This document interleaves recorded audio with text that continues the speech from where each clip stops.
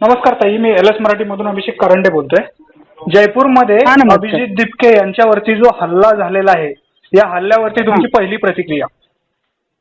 अभिजित दिपके हा तरुण जो आहे तो सध्या भारतामध्ये तरुणांना जागृत करण्यासाठी, नागरिकांना जागृत करण्यासाठी फिरत आहे आणि लोकांचं प्रचंड प्रेम सोशल मीडियामध्ये जेव्हा त्यांना मिळालं त्यानंतर ते जे आहेत त्या अभिजित दिपके आणि त्यांची टीम रस्त्यावर उतरलेली आहे. परंतु एखादा तरुण पुढे जात असताना, आपले विचार मांडत असताना त्याला जी लोकप्रियता मिळतीये, प्रत्येक जिल्ह्यामध्ये, प्रत्येक राज्यामध्ये त्याला जो फॉलोअर्स मिळत आहेत, तर कुठंतरी सरकारमध्ये असलेले जे लोक असतील किंवा हिंदुत्ववादी विचारांचे काही लोक असतील ते कुठंतरी त्याला विरोध करताना दिसत आहेत किंवा त्यांना हे बघवत नाहीये. आणि म्हणूनच अभिजित दिपकेंसारखा जो तरुण आहे तो पुढे जाऊ नये, सर्व धर्म समभावाचे विचार त्यांना पोचवू नये आणि त्याला लोकांचं जे आहे तो पाठिंबा मिळू नये यासाठी हा केलेला प्रयत्न असेल. पण या मारहाणीचा मी निषेध करते, कारण अभिजित दिपके हा लोकांच्या लोकप्रियतेमुळे आणि लोकांच्या मागणीमुळे रस्त्यावर उतरलेला तरुण आहे.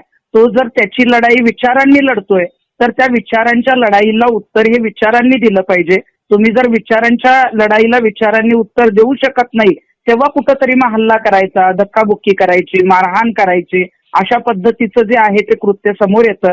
आणि म्हणूनच अभिजित दिपकेवर जर अशा पद्धतीनं जर जयपूरला हल्ला झाला असेल तर निश्चितच ही जी काही परिवर्तनाची नांदी, बदल घडवण्याचं जे अभिजित दिपकेंचं काम आहे त्याला कुठंतरी खंड पडावा, त्याला कुठंतरी त्रास देण्यात यावा. त्याला जे काही फॉलोअर्स आहेत, त्याला पाठिंबा देणारे जे लोक आहेत ते कुठंतरी घाबरून मागे जावेत, यासाठी हा प्रयत्न दिसतोय. पण यांनी काही फरक पडणार नाही. पण अशा मारहाणीचा मी पूर्णपणे निषेध करते.